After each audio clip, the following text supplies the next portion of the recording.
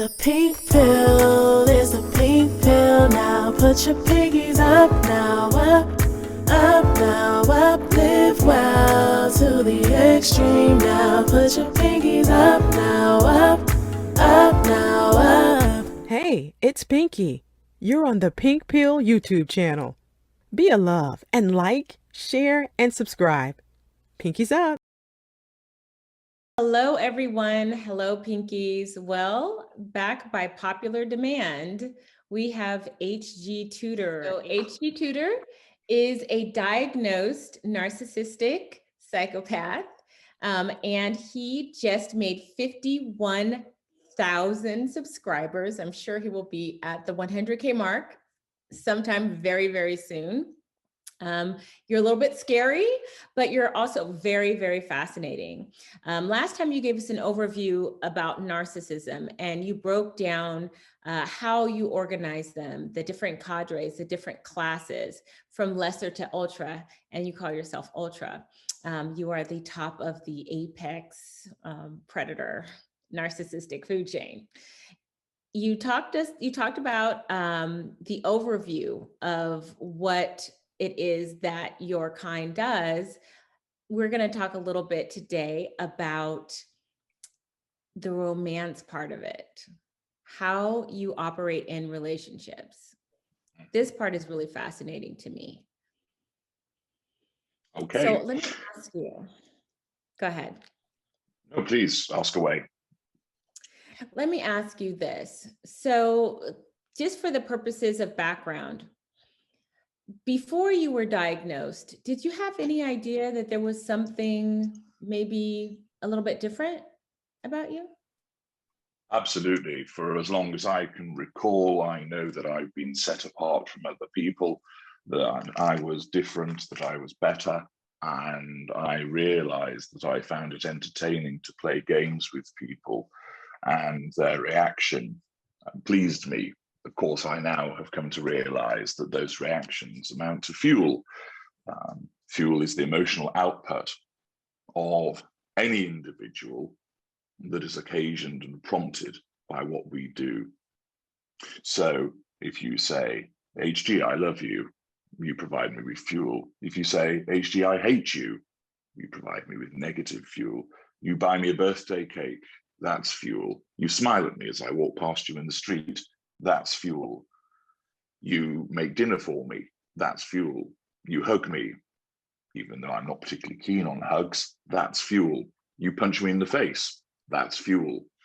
And there's positive fuel and negative fuel, but the words that you use, your gestures, the look in your eye, what you write, the body language, your facial expression, all amounts to fuel, and that's our lifeblood. And I recall from as far back as I can remember that whenever I prompted a reaction from somebody, I found that edifying, and both in terms of being praised and admired, but also being feared and despised. And the point was that made me matter. And so I realized that my desire to achieve that made me different. I also recognized differences because when I was, for instance, playing with my siblings and they would behave in a particular way and they would talk about certain feelings, I recognized that that didn't resonate with me, that I didn't understand what they were talking about.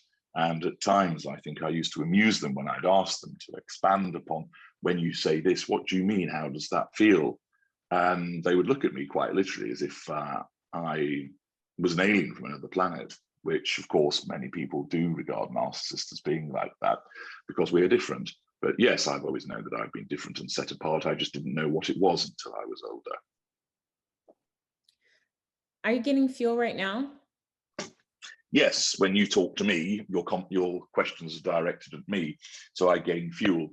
You are a tertiary source to me because we don't really know one another. You've interviewed me before, and we've had some email contact, so you're an acquaintance. So you are at the bottom of the hierarchy with the provision of fuel. The comments from listeners are from tertiary sources as well. So consequently, people often say, for example, on my YouTube channel, oh, he's only doing this for fuel. And I say, actually, I'm not, because the fuel that's provided is both weak in terms of the lowest potency and the smallest amount, because it's in writing. The best fuel that I receive would be from an intimate partner primary source in the flesh. Yeah. So, for example, if I was having sex with them, that intimate partner primary source is up near the top of the fuel hierarchy.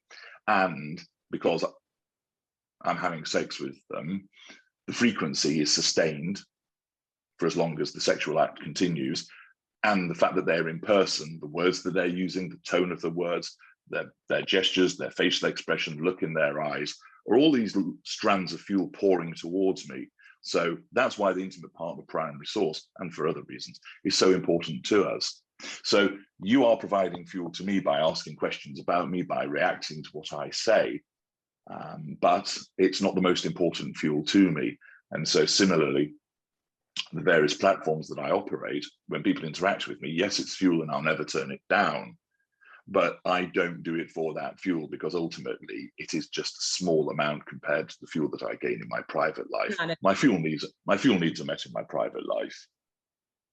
So even if you, and I think this is quite possible, that you'll get hundreds of thousands of subscribers, they're all tertiary sources. So the way that you classify it is you have your intimate partner primary source. That is the person where they're your love partner. They're the person that you focus on, the person that you expect the most attention and affection and emotional capital from.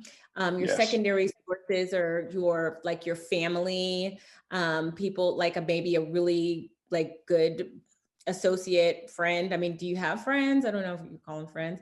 And then you have the people. Yes, I call them friends. Secondary sources are friends, both inner circle and outer circle, family, colleagues, but they can also be intimate partners as well. So for instance, when we start dating somebody, they are not the intimate partner primary source. They're the intimate partner secondary source. A mistress is an intimate partner secondary source. A booty call is an intimate partner secondary source. A friend with benefits, quite all right. So a person on the side, they're the man, they're the woman, are all intimate partner secondary sources. Okay, so let's talk about the romance part of it. So you already you just explained to me the importance of why you need an intimate partner primary source. How do you go about finding your primary source of fuel, your intimate partner? What does that look like? Well, I make a huge trap and I put some expensive chocolates in it, and along comes an empath snuffling along, and they get caught in the trap, and there they are. That's how they're caught. Do you think I'm an empath? You have presented with empathic traits so far, so you're likely to be one, but you'd have to put yourself through the empath detector consultation to ascertain whether you are. In terms of how we capture our prey, we instinctively recognize, for the most part, an individual as empathic, and we will look for, where we're an aware narcissist, certain behaviors and signs and activities that tell us that you are empathic. So for many narcissists, it's almost, for want of a better description, you give off the scent of being an empath, so that we recognize that. And and where you have an aware narcissist, we look for certain things that determine that. And then that tells us that you have the empathic traits. We also look for the class traits. So that appertains to the cadre of narcissist. So for instance, a somatic narcissist is going to look for somebody invariably who's good looking, who takes care of their body, that is well presented, that likes the nice material things in life, going on holiday, going to restaurants, wearing nice clothes. Somebody who's interested in having a lot of sex, those are various somatic traits and so forth. And we also look for the special traits, which signal to us perhaps that you're damaged in some way because you've been tenderized by another narcissist beforehand, making it easier for us to ensnare you. The key factor in all of that is to find an empath, because then the empath has the addiction to the narcissist, which means that you are both easier to catch in the first place, and you're easier to keep caught because it's a symbiotic relationship. We're drawn to you because you cater to the prime aims the most effectively. The prime aims are control, fuel, character traits, and residual benefits. Every single person on the planet can cater to those things. Another narcissist can, a normal person can, but empaths, they cater to that most effectively. And that's why we target you. And we, through a process of instinctive recognition of you and looking for certain indicators, we target you. Now, there are, of course, various hunting grounds that we operate in where we are, where there are many of our kind. And the most obvious one is the online dating environment. And as I've explained in the video, why you should not use online dating, you are swimming with sharks when you go in that environment, because it's a very easy way for us to find prey. And it's festooned with narcissists, of course. There are empathic and normal people there also. But you go in that online dating environment and you will come up against a narcissist. And if you're an empathic individual, you stand a very high chance of being ensnared, because the online dating environment is not only a playground for us, but it caters to enabling us to have as many hooks in the water to get hold of prey at any one time. So people really ought not to go there. And the video that I've just mentioned goes into intensive detail about why you shouldn't use it. Okay, so here, I want to push back on you just a little bit. And the reason why is because I'm a big advocate for online datings, but let me explain to you why. So the group of women who I represent are American Black women, and secondarily Black women in the UK, and then other parts of the world. And the great thing about online dating for Black women is that it has opened up options outside of our 6-block radius. So we've been able to meet people that maybe we have never necessarily would have met. We tend to be pretty geographically stratified, and a lot of Black women are meeting quality men of other races, because for the first time ever in history, we've been able to meet people we wouldn't have otherwise met. So it's sort of a catch-22. So for us, it's kind of necessary to cast that wide net because of the things that we talked about before. Remember, I was telling you about how we, in America, we outnumber marriageable Black men by 2 million. Only 51% of Black men marry. And so if we want to get married, if we want to marry men who maybe match our education and income levels, like, we have to. So if you have to do it, so I understand you don't recommend it because of what you just stated, but if you have to do it, how do you navigate now that you know this information about this subculture? Well, I go back to the point, say you ought not to do it. Okay. The reason I'll explain to you why. You've explained that it enables you to meet people outside your racial group. You can do that anyway. You don't live in a city that's populated entirely by Black people, do you? No. No. So in real life, before the internet came along, people met through work. They met in bars. They met at the library. They met through sports associations. They met through common interests. You see, when you go into the online environment, you have no idea who you are dealing with. When you are at work, you have an idea of the gentleman across the way because you've seen him at that workplace day after day after day, so you know that he works there. But the gentleman online tells you that he's a commercial airline pilot for American Airlines. You don't know whether he is or not. You've no way of checking. But you can check that the individual that you're speaking to in that office is what he says he is, because you know that he's worked there for a period of time. You're able to verify what he is.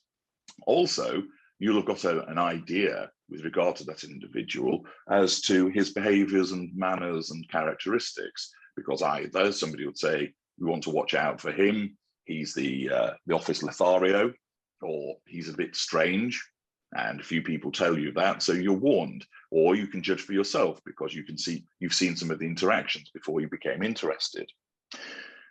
Also, invariably, when you meet somebody in those situations, you tend to meet them first and then develop stronger romantic feelings for them. You don't immediately spot somebody across the office and think, oh, I'm in love with him.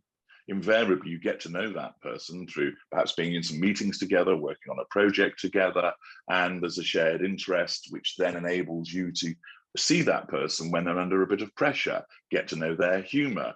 Many people talk about where they've had a long-term sustainable relationship. Actually, I didn't fancy him or her at first, but they grew on me. And that's important in terms of being able to establish that that person isn't somebody who's abusive. In an online environment, the person that is interacting with could be using a false picture. They could be using a false profile. To begin with, you're interacting with them with no idea as to whether they are the person that they say they are. This is why so many people get caught out and defrauded financially. You'll have heard the stories about often occurs with middle-aged white women who find themselves falling prey to a young man from a different part of the world, Africa or the Middle East, defrauding them out of money, saying, send me money for this, send me money for that. And then they get caught out. And the fact is that when you're going into that environment, what are you going there for? You're going there looking for love. And you have a level of expectancy already. And so there's two difficulties. The first is that it's swimming with our kind, because we are chameleons and we can pretend to be anything that we need to be in order to ensnare somebody. And an anonymous online environment enables us to achieve that. Now, yes, there comes a point where the narcissist will want to meet that individual. But how many times have you read about the stories of somebody saying, oh, I went to meet him and he was 20 years older than what he'd shown me in the picture, and you're immediately disappointed, or he doesn't quite look the same as he did in the picture. And so the individual's disappointed. Also remember that the picture that you see is just a snapshot of a person and is not wholly representative of the individual that you're dealing with. And all people can, it's the traditional thing of taking the selfie from above that makes people look better than it does if you take it from straight on. Yes, those types of things. I recommend against that. There's a lot of women who do that. Yeah. Exactly. So you can manufacture the way that you look. And you might look at a picture of somebody and go, goodness me, he's really handsome. And then when you meet him, he has an awkward gait and he's shorter than you realize because you couldn't make that out from a photograph, or he doesn't give off the right smell, so to speak. So what you see in that photograph is, it might be that person, but when you meet them in the flesh, when they're moving, etc., and gesturing and talking, you think, they're not quite what I thought they would be. And of course, remember, because you're going there with love on the agenda, that's otherwise why are you dating? You've got a raised level of expectancy. So even if you met somebody who isn't a narcissist and is quite decent and all the rest of it, you may still find yourself being disappointed because you've gone there with raised expectation. You formed an idea in your head because you'll have messaged backwards and forwards, perhaps spoken on the telephone before meeting up. And so you've got a raised level of expectancy. The guy that you happen to meet in the library and you just get chatting with, there was no expectancy there. So it's it proceeds in a more genuine way, and one which is more likely to meet with success. Also, online environment, the problem is there's always a bit of, there's always the impact of, and this is what narcissists do, of what else is out there. And so like a lot invariably, of work, though. Like I can imagine, like you're constantly talking to these multiple people, and you're trying to make all of them feel special, like they're the only one, that you're falling, like you saw them and it's like, you're the one, I saw you instantly and I just knew. Like that's easy. That's a lot of work, right?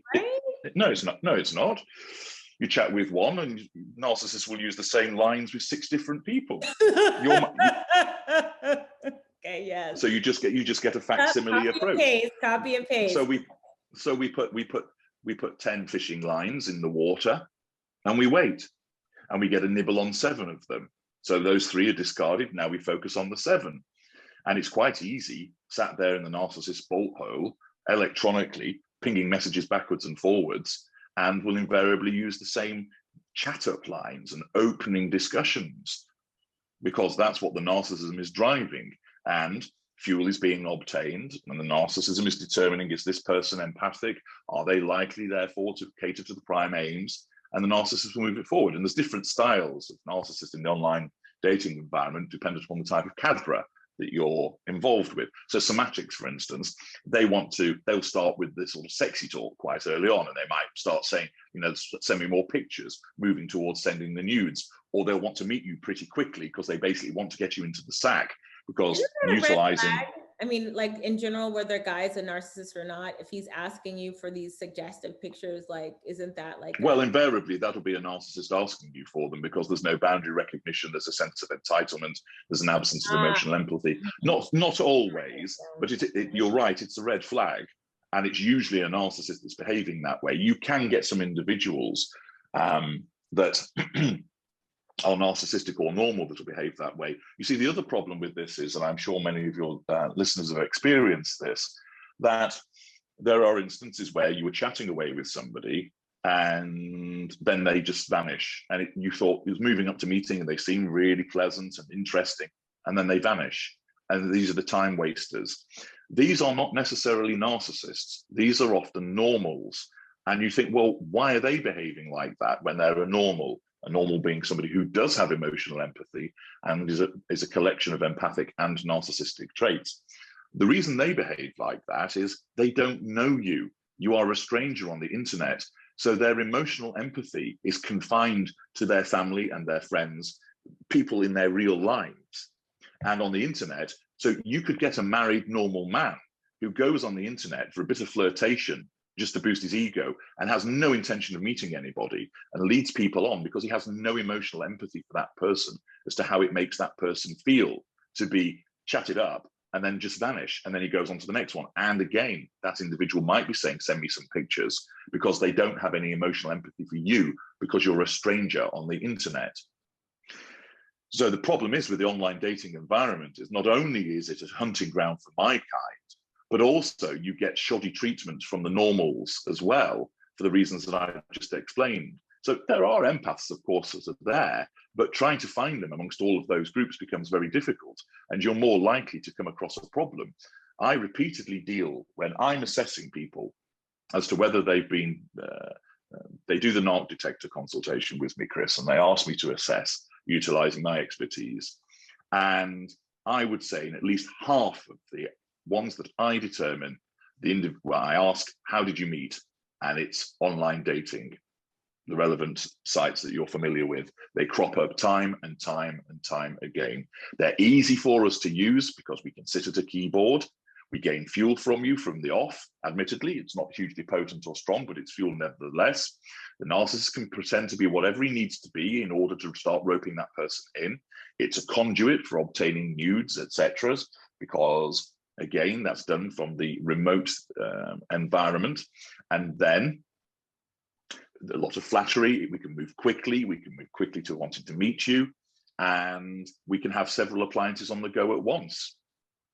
Yes, and so just so people understand that appliances in HD Tudor lexicon is just people who are just of use. You're an appliance when you're of use, then you're of use, but when you're not, you're put on the shelf. And I would recommend that you guys go into his intensive library. Also take a look at the previous video that we did together to really get that comprehensive evaluation of what an empath is, what an appliance is, et cetera, et cetera. We don't have a whole lot of time, and if I might just add, sorry, Chris, if I just might add another thing so people understand. Okay. I appreciate that people think, well, online dating is convenient, it's easy for me, there's a vast array of people, etc. Indeed, be under no illusion. Online dating is about one thing and one thing only: money. That's what it's developed for. Money. By the people that run the platforms. Yes, absolutely. That's what they do it for. You stand statistically a greater chance of finding a healthy, enduring relationship whereby the individual has emotional empathy through the traditional routes of meeting people. Yes, it takes more time. Yes, it can be frustrating at times for people, and obviously the situation with COVID has made it more difficult, but it's a simple question. Do you want to risk ending up in the hands of an abuser, or do you want to take your time and get it right?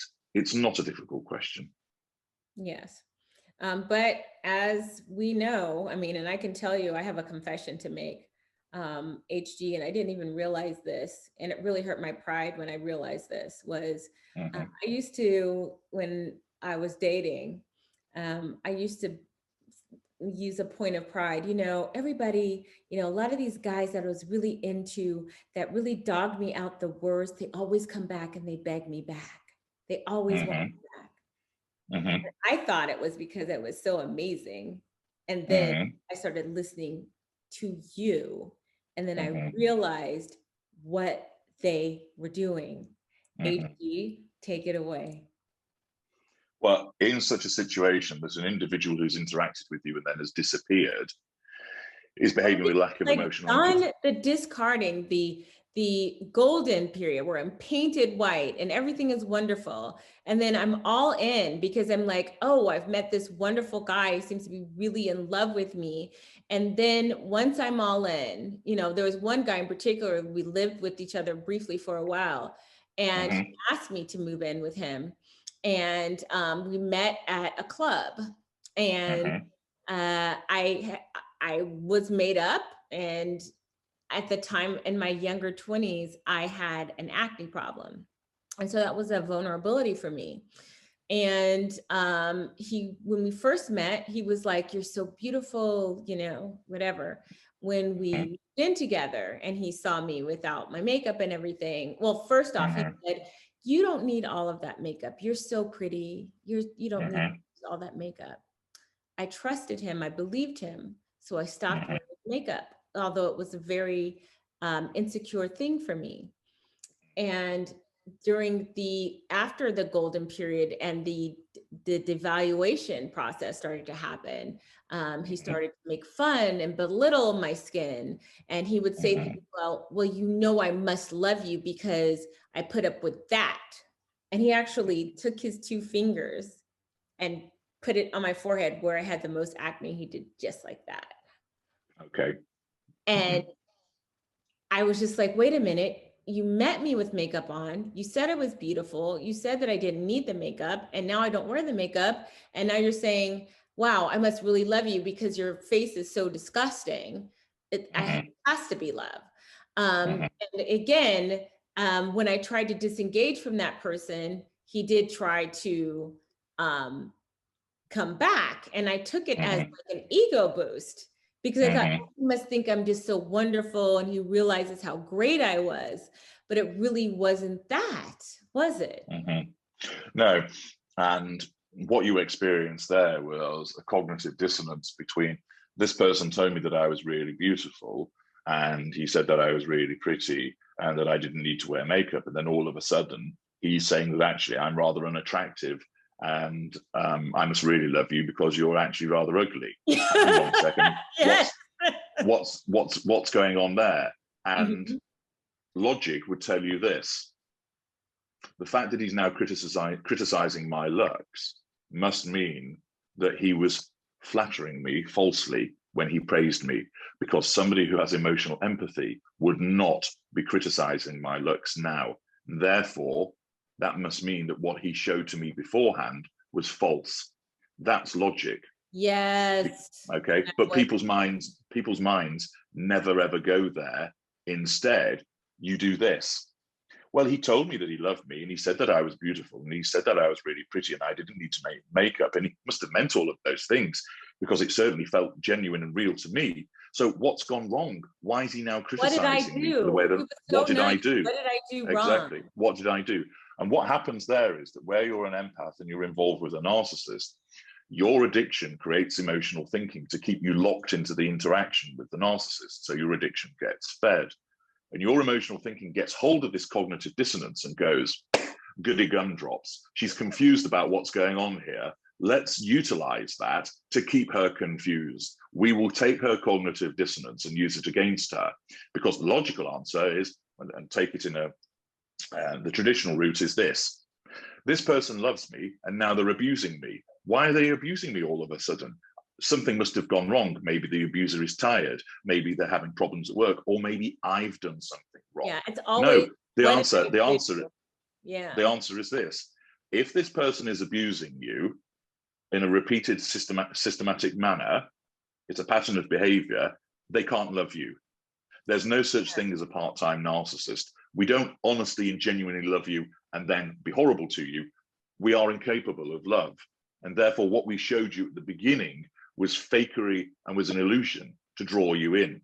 And the whole point is that, similar to what you've experienced there, is to understand that when that person is criticizing you again and again and again, or is beating you up, or is flirting with people, or cheating with other people, or is you find yourself going round and round in circles when you're trying to discuss problems in the relationship, this person's not offering you any emotional support, that they're insulting you, that all of the things that they once praised about you, now they turn against you, you're dealing with an abuser who most likely will be a narcissist. And everything that came beforehand was part of the golden period. When you're in the golden period and you're painted white, everything about you is wonderful. There is this glow. We put the rose-tinted specs on, in effect. And so let's say, for example, I often use this example, you had a large nose. And so you're a little bit self-conscious about that. And you admit, oh, I've got a bit of a conk on me here. I'm a little bit self-conscious about it. The narcissist will go, no, there's nothing wrong with your nose. I think it's a beautiful nose. It's an imperious nose, a noble nose. I really like it. It adds character to your face. It sits well with the length of your face, etc. Laying on the flattery to put you at ease. And then when you're in devaluation, oi, Pinocchio, big nose, you look like a witch. And it's used against you, you see, because all of your traits, so when you're in the golden period and you go down the gym and you work out and you wear nice clothes and makeup, I really like the fact that you look after your body and that you're well put together. I like that in a lady. When you're in devaluation, you're always down at the gym and you never make any time for me and you spend too much on clothes and you're really vain. It's used against you because we're chameleons. And when you're painted white, everything about you is wonderful. So we see everything through that lens. When you're painted black and you're in devaluation, everything about you is awful. So even if you are stunningly attractive, like anybody would look at you and say, yes, this lady is beautiful. Some would say you're very beautiful. Some would say, yeah, she's beautiful. She's not my type. But most people would say, yes, she's beautiful. The narcissist would turn around and go, you're not all that. You think you're good looking, but you're not. It's used against you. You only look that good because of the amount of makeup that you wear and the Botox that you use and the fillers in your lips and the Spanx that you're wearing and all this kind of thing. It's all thrown at you in order to demean you. But so do you think that, do you believe, well, I won't say, do you think that they're narcissists? I can just say, do you believe it at the time when you're telling them all of these good things? Like, do you believe those things? Or do you feel like you just need to say them? Or do you suddenly realize them later? Like, do you believe, like, you know, do you believe that the girl really is plastic and fake and looks like Pinocchio and all of these things, and you're just trying to finesse her so you can get what you want? Or is it something that just shifts? Like, it depends on the type of narcissist that you're dealing with. Most narcissists are unaware. And so when they are flattering you, they honestly believe it because the narcissism makes them believe it because they have to in order to say it. If they didn't, they wouldn't get you under control effectively enough. So take, for example, when your throat is dry and you might feel a little bit faint, you're dehydrated and your body uses those symptoms to compel you to go and get a drink of water. If you didn't have those symptoms, you wouldn't go and get a drink of water and you could suffer serious harm or even die. So for instance, with people who are old, their ability to recognize dehydration deteriorates. And so people have to make sure that they're hydrated because they don't pick up on the signals in the same way. But for everybody else, you realize, my throat's a bit dry, I need to go and get a drink. You're dehydrated at that point, but before any serious harm occurs. Similarly for the narcissism has to generate a belief and a set of feelings for the narcissist to compel that narcissist to act. So it makes the narcissist believe that he loves you, so that he'll say those things. It makes the narcissist believe that he's attracted to you, so he'll say and do those things, where it's an unaware narcissist. And then when it shifts to devaluation, again, he honestly believes that you've turned into the Wicked Witch of the West. And so when he says, you got ugly, like all of a sudden your nose got bigger, all of a sudden exactly. And if you point, and if you then say to the narcissist, hang on a second, I thought you really liked my nose. You said it was noble and imperious. You're now challenging the narcissist. The narcissism will defend that by going, I never said that. Denial, first line of the defense. And this is where the gaslighting comes from, because you think, but you told me, I remember you telling me that I had a noble and imperious nose. And now you're saying you never said that. I never said that. I never said that. And then perhaps, you know, if you happen to have recorded it for some reason, you play that recording back, the narcissist might, for instance, a lesser narcissist may smash your phone and go, what recording? Oh my God. So, but yeah, then or a mid-range narcissist would go, what are you doing recording our conversations? That's really creepy. You're really controlling. I don't want to be in a relationship like somebody like you, and deflects from the issue about their lie, making it all about your apparently controlling behavior. So that's with an unaware narcissist. An aware narcissist, we know that we're telling lies, but we see that it's entirely expedient. But do you take pleasure? So you know from the very beginning. So, okay, so here's the thing. So you know from the very beginning that this person has vulnerabilities. Yes. But you find them attractive enough to date, and you also find them vulnerable enough to exploit. So you pursue it. Is there a timeline? Like you just say, and that's what I want to know. So this is the part where I think is the most important, crucial part. And I'm going to let you just take over the stage and speak as much as you like, because I want you to walk through the seduction process so that women really understand what that is. So I'm going to be quiet now. And I want to know I would love to know how you do it. You've mentioned, you're very tight-lipped about your personal life, but you have mentioned you were married before. So I'm so curious about how does an ultra seduce? Well, first of all, I have a certain set of traits that I look for. So I'm not going to select somebody who is physically unappealing and only has 2 brain cells to rub together, because that doesn't accord with what I look for. So you want somebody smart so you can tear them down, or you want somebody smart because they make you look better because you choose good? I want somebody smart, because then I can utilize those character traits and pass them off to cement onto my construct. So let's say I find somebody that works for NASA as a scientist, then I can utilize that in 2 ways. I can say to somebody, my girlfriend works at NASA, and they go, ooh, that's impressive. That's fuel for me. And I've controlled them by triangulating them with my girlfriend's profession. Furthermore, I can then use, when she converses with me about certain things to do with astrophysics, etc., I may well then be able to utilize that information in the scenario to make it look like I know about astrophysics. So I acquire that character trait from her. Whereas if I select Tammy Trailer Trash, she's not really going to be offering much that I can utilize as the ultra. So I wouldn't select that individual as an intimate partner. So in terms of the seduction, it's identifying an appropriate target. So for instance, if I walk into a bar, I immediately pick up on the individuals in a particular proximity as to what are they wearing, what do they smell like, what is what's their demeanor. Can I determine from what they're wearing that they're able to afford expensive clothing, for instance, or classic clothing? The place that I'm in is invariably an establishment which is of a decent status. I'm not in some spit and sawdust joint. Then I will spend a moment, dependent on circumstances, watching the individual. So, for instance, do I determine that they're with a romantic partner already? If they're in a group, I watch their interaction with the group. Are they the person that sat listening to other people? rather than holding the floor.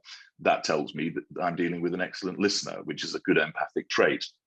Do I notice something whereby they are, they operate with politeness when they're ordering their meal? They don't butt in front of everybody else, that they're polite to the waiting staff. That demonstrates decency and so forth. So I look at a range of different behaviors.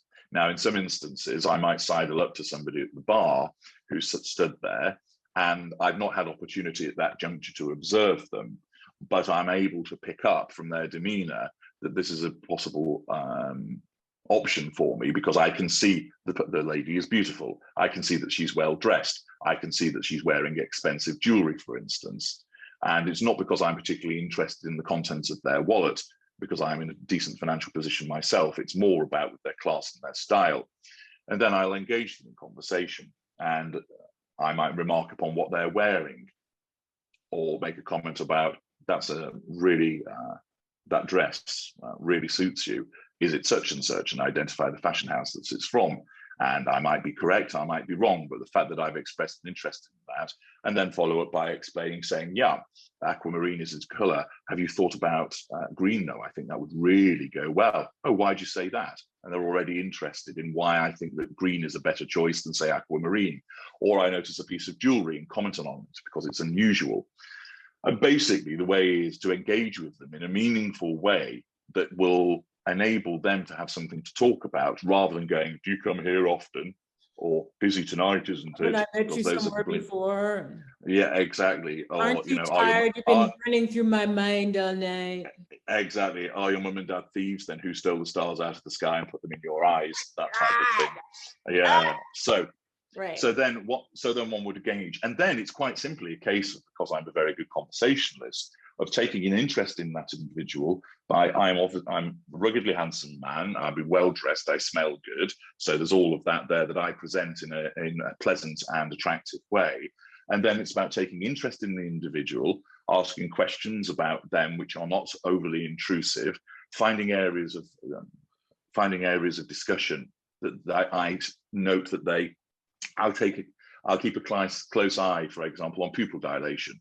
So I'll mention a particular topic and I'll see how they react to that. If they do so with enthusiasm, I make a mental note, for instance, aha, so she's interested in animals, for example. Okay, let's hone that down into, is it the case that she just keeps a pet? Or is she somebody that engages in rescue activities for dogs, cats, that type of thing? Or are they involved in animals in a working way? Is this person a veterinarian? Or are they an equestrian, etc.? So identifying a subject. Travel's always a good one as well to ask about. So if I notice, for instance, that the individual looks tanned, I can ask them about that. If they are looking relaxed, etc., say, you look particularly relaxed. Have you just come back from somewhere? Have you been on vacation? And then there's a good chance that they have, because most people, of course, in the pandemic, that comes off the table. But ordinarily, in such a situation, most people have been on a vacation in the preceding few months, and so you can talk about that. And of course, I'll have a reasonable amount of knowledge to say, oh yes, I've had a trip to Rome. Oh, Rome, yes. The Eternal City, fantastic. Did you go to the Colosseum? What did you think of it? Isn't it interesting how it's much smaller than you realize when you're inside it? Yes, I thought that too. And so what I do as I'm talking to them is because of my... By the way, I've been there and it is much smaller. Indeed, there we are, you see. Mm-hmm. And so what I'm looking for is areas and subjects that are important and of interest to them, so then I can then mirror an interest in them as well, to make it look like that I like the things that they like. I will look for visual cues that tell me that they're enthused and interested in certain things. I'll also look for visual cues that tell me that they're not interested in certain things, so I can steer the conversation away from those items. And it's a part about, I'll also start to mirror their body language as well. And at a suitable point, we'll then make inquiry as to, would you like a drink? And what I don't do is launch into, are you here on your own? Because that's too obvious. Mm-hmm.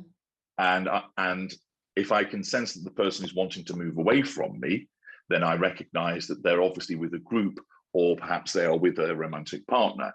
And so I will be polite and then observe where they go to. If I see that they go and sit down with another man, then in the circumstances, it's too early to look at interfering in that relationship. So one plays a percentage game and think, right, I'm not going to involve with that individual.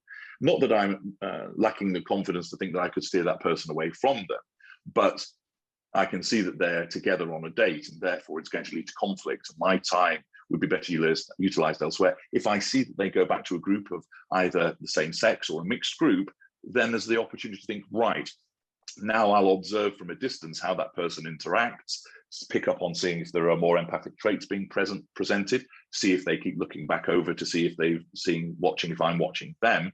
And then at an appropriate time, they'll invariably come back up to the bar and talk again. Or if I notice, for instance, that they're nudging their friend and sort of gesticulating in my direction, that signals that there's interest there, and I take my time. And indeed, in certain instances, what I might do is then invoke an early point of triangulation and go and talk to a different lady, making sure that the first lady can see. So already that I'm pitting them against one another, and to see how she responds to that, an early test. So there's lots of different ways. Wow. That's just a very straightforward. That's just a straight. Do this, HG, not you, but you. I've seen this. And that's just an example in a bar, and there's lots and lots of different ways of doing it. Finding people in a library, the different ways of being able to move in on them. But it's all about observance, picking up on the relevant traits that matter to me, the signals that demonstrate that they are interested, and utilizing my many strengths in terms of being a magnetic, charming, well-educated, interesting man.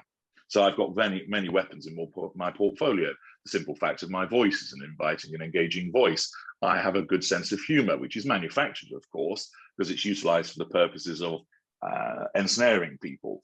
You're not funny. You don't laugh, because I thought I made you laugh. You actually laughed. No, you misunderstand. You misunderstand me. I laugh, but my sense of humor is different because of what I am from somebody else's. Okay. It's utilized. I recognize when my narcissism recognizes as a means to control when it's appropriate to laugh and to do so. Okay, so it's not born out of any genuine, oh, this was funny. It's done to control you. In the same way that I flatter somebody, it's not genuine. My narcissism recognizes this is the time to compliment somebody for the purposes of asserting control over them. In the same way, laugh at that joke, that makes that person feel at ease. They then respond more favorably to me, thinking, oh, I made him laugh. I'm bringing you under control. That's the only reason I'm doing it. I don't find it genuinely funny. So like all the puppy videos where they do like silly little things, like that doesn't make you laugh? That doesn't, no? Why would I find a puppy entertaining? I just have to ask the questions. So I know you don't have a lot of time. Are you sure you don't? Okay, so I got you for 5 more minutes. Summarize how it goes from you assessing all these things about these people, assessing like how you hone in to the point where they're like a ball of bubbles on the floor, gurgling and crying and sobbing. So how does it go from being super engaged, super tuned in, to being just a puddle on the floor? Well, so one starts with the seduction. So let's take the example of meeting somebody in a bar. I don't know them. At that point, they're a stranger, so they're a tertiary source. I use the charm, etc., and the various methods to assert control over them in a benign way. And I get to know them, and we perhaps go and have dinner, or we arrange to meet on another occasion. They are still a tertiary source at this juncture. A couple of dates occur, they now become a non-intimate secondary source because I know them. I know something of them. If there's intimacy, from whether it's a kiss or perhaps sleeping with them on the first date, dependent on circumstances, they become an intimate partner secondary source. I may have several intimate partner secondary sources on the go at one time, keeping the plate spinning, assessing which are the best candidate, or rather which is the best candidate to become the intimate partner primary source. One person is selected to be that candidate. When they are the candidate intimate partner secondary source, they're now on the fast track to move towards becoming my intimate partner primary source. And that's when the real love bombing starts, laying it on thick with the praise and the flattery, etc., buying gifts, taking them to interesting and exciting places, being supportive, all of the things that people will be familiar with in their own ensnarements. So that position as candidate intimate partner secondary source can shift like horses in a race. It can move from person A is that person, and then they lose it and person B becomes the candidate instead. And then it might go back to A. And eventually, one of those individuals will become crowned as the intimate partner primary source. So they become my girlfriend. At that point, they are embedded. I have them under control, and they enjoy the embedded golden period because they are seen as the best provider of the prime aims, and they're under my control, and they're not causing the problem.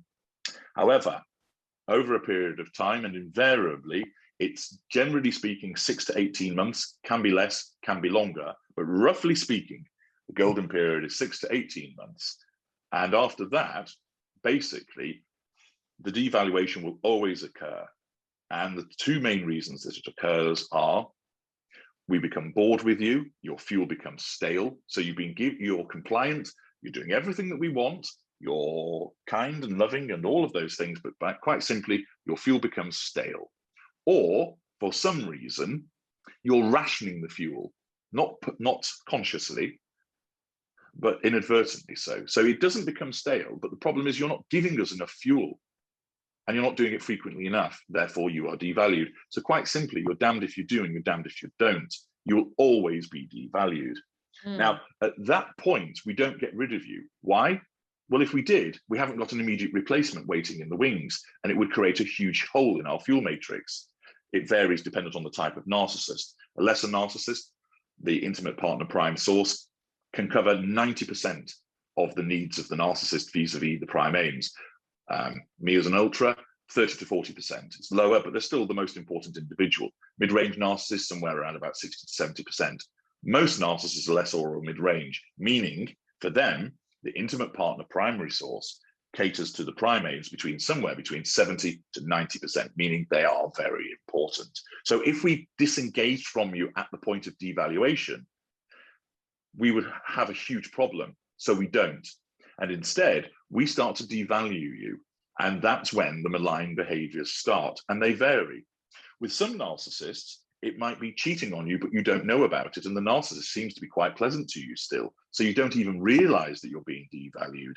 In other instances, the golden shine has gone. And the narcissist isn't necessarily being out and out unpleasant to you. They seem somewhat withdrawn. It's called the stranger zone, that we don't greet you with any enthusiasm. We're not horrible to you. We don't say to you, oh, here comes Big Nose. Yeah, but you feel it. You feel it. You sense it. I know. Yeah. Sense it. There's something wrong. Yeah. So it's like you call us, oh, do you fancy going out tonight? No, I think I'll stay in. Yeah. Well, where's the enthusiasm gone? We're not calling you like we used to do. So again, we're not insulting you. We're not hitting you. We're not cheating on you. But all of a sudden, the enthusiasm has waned. And sometimes people, of course, mistakenly think, oh, maybe the relationship's just settling down a little bit, or they end up thinking, well, what is it? Have I done something wrong? Why are they not interested in me any longer? That's what commonly goes to. So sometimes you get into that strange zone, and then follows the devaluing behaviors. And that varies dependent upon the threats to control that you're posing and the type of narcissist you're dealing with. And of course, will range from word salads, triangulation, infidelity, physical violence, sexual violence, triangulation with objects, always being on our phone and not listening to you, absent silent treatments, present silent treatments, sitting and sulking. There's a whole range of manipulations that exist, and that's the devaluation. And you are being, in essence, the unaware narcissist is punishing you. He doesn't think of it that way, but you're being punished because in the narcissist's mind, in the unconscious, you have let us down. You presented as the great hope that would service all of our needs, and you've turned out to be yet another fraudster. Now, of course, you haven't. What you must understand is you haven't done anything wrong, but from our perspective, you have, and that's why you're treated in that way. You are threatening our sense of control, so you receive malign behaviors towards you to get you under control. We have no emotional empathy for you, and we create a contrast. The contrast between your positive fuel and now the negative fuel keeps you interesting. So that's why we keep you in the relationship. And invariably, the narcissist will then start cheating. looking for your replacement. Again, not necessarily consciously going out there thinking, I'm fed up of her, I'm going to replace her, but rather just cheating. And a narcissist could be cheating and cheating and cheating and never get rid of you because the other individuals don't come up to the standard required to replace you. Sometimes you can find yourself getting shipped out very quickly because the narcissist finds somebody that the narcissism recognizes as caters to the prime aims very quickly. So she's in, you're out. And that's the main reason why you're disengaged from. So the devaluation goes along, and then you'll get a respite period. We reinstate the golden period. You're conned into thinking, oh, I did something right and everything's back on track. No, it's based upon the narcissist's needs. And it's basically, we take hold of you and we thrust you into a vat of ice cold water and we hold your head under the water. And then we pull you out and you're so grateful not to be in the water any longer. Right. Rather than think, F you, I'm out of here. You just say, oh, everything's okay again. Because by comparison, it is. You're not being abused. Much better, yeah. By comparison, it feels. Sometimes, of course, we go back to the almost overboard manner where we tell you how much we love you, and we say, "Oh, I'm sorry that I've been a little bit distant. You know, things have been stressful at work, etc." Things like that, and you think, "Yeah, that sounds plausible. Oh, thank goodness we're back on track." And you can't see it for what it. You want to believe it because of your emotional thinking, so you stay stuck in it.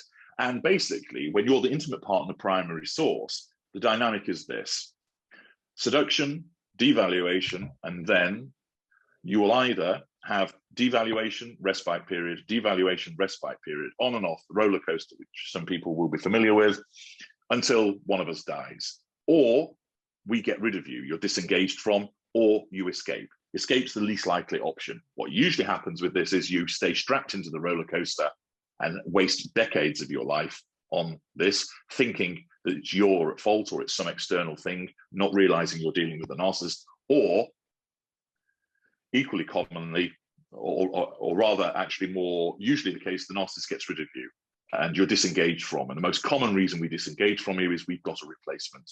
And we have to have that seamless segueing of intimate partner primary source. We're cultivating somebody in the background, they come to fruition. An unaware narcissist recognizes that just instinctively, that person's under control, they're catering to the prime aims, they're in, therefore you're out. Wow. Wow. You pretty much summed up everything. And you guys, let me just tell you something. This is a very quick summary, but you guys really need to check out HG Tudor's channel. I will put a link in the description box. He also has merch. And I did buy a shirt. I did. I'm booked for a photo shoot. I have several shirts that I'm going to be posing in, and one of them is going to be yours. So, well, all I can say to that is HG approves. Also, you have the site narcsite.com, and where you have the narc detector, where you have the empath detector, where you can find out which one you are, or if you can find out if you're dating somebody. Prolific writer. I just want to know, HG, do you do coke? Because how do you do all of these videos, all of these books, all of these consultations, and you can still, and all you say is because I'm the ultra, but this is like super. Well, I only have about 4 hours sleep, which means that's what I function on. I don't need a lot of sleep. So that enables me to get a lot more done. So prior to you and I speaking, I've been up and I'd already been for a run and I dealt with some of my professional work, and then we're speaking and then I've got some more professional work. Yes, you do. That I undertake. Told me, and that's why you can be with me. And that's right. And then in and between all of that, I'm extremely disciplined and efficient and effective. So I know what I want to do and I get on and I do it. I am a prolific writer and creator of videos, but 60 books, right? The advantages I have, of course, is I'm essentially talking about myself, and I know my subject so well. So when I'm creating many of my videos, I pick a subject and I just talk about it because I know about it. So it's a little bit like if I asked you to do a video, tell me about your life. You don't need to sit down and make notes. You just say, well, I was born here and I went to school here and my mum and dad were this. So it's similar for me, and I know my kind inside out, so I can talk about my kind and your kind as well. So there doesn't need to necessarily be a whole amount of preparation. Of course, more preparation needs to be done on topics when I put somebody under what I call the Tudor scope. So somebody famous that I analyze to ascertain whether they're a narcissist or not, I need to go away and I look at a lot of information to make the determination in that regard. But basically, I'm able to juggle a private life, a professional life, and what I call blog life, the ultra life. All of that is done as a consequence of being very effective and efficient. And I do have an individual who's a graphic designer who does my thumbnails for me. I have a videographer that I send the sound files to, and she puts the material together. So I get a little bit of assistance there, but the bulk of it I do all myself. I am an army of one. Yeah, I mean, and you keep, okay, so you're an army of one. So what's going to happen with Ashley and Wynn, since you already know? Well, Ashley and Wynn. I've already read both the books, and have I'm you? going back listening to the recording. So what is Wynn going to realize that Ashley is a complete psycho? Well, first of all, is Ashley a narcissist? That's the first question. You see that she is, so fair enough. There's so many clues. There's no way she's not. There's no way Okay. she's not, unless you have completely, when, like, because we are getting hit from his perspective. So unless his perspective is off, because well, that is a possibility. Yeah. You touch on something that's a possibility. Well, the narcissist seduction and the narcissist ensnared, that, as you've identified, you've read the books. Thank you for doing so. And I've also available on Amazon, everyone. And I've narrated the videos narrated the books rather to put on YouTube. And there is a third one that is coming, and you will have to find out what happens to Ashley and Wynn. But suffice to say, as has been said in the past, you ain't seen nothing yet. So the various twists and turns that you've experienced, there's plenty more to come. And those of you who are listening, I'd encourage you to either access the books or listen to the videos, because not only are they great stories to listen to, so they're entertaining in themselves, you'll also be able to test your knowledge and understanding of narcissism, because you'll be able to look at, say, I spot that manipulation, and yes, I recognize that's what I went through. That happened to me. I said similar things, or I did similar things. And there's a triangle. And for those who aren't familiar with it, there's a lady called Ashley, a man who's been having an affair with a gentleman called Ian, and Ashley is married to Peter. And there are other characters in it, but that's the triangle. And so I find it's very rewarding and interesting. I do enjoy reading people's comments on YouTube, where they're feeding back as to what they believe is going on and where they think it's going to go to next, with some interesting theories and so forth, which is fantastic.